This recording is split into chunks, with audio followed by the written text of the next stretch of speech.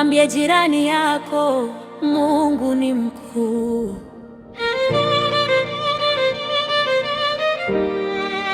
Mungu ni mkuu. Kuna mnyama aitwaye Leviathani, anaishi ndani ya bahari kuu. Leviathani ni mkubwa na nguvu sana,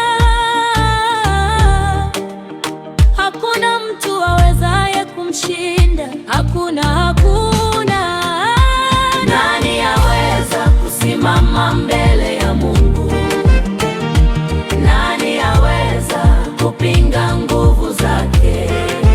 Kama hakuna awezaye kumshinda Leviathani, basi nani aweza kusimama mbele ya Mungu? Mungu ni mkuu. Mungu ni mfalme.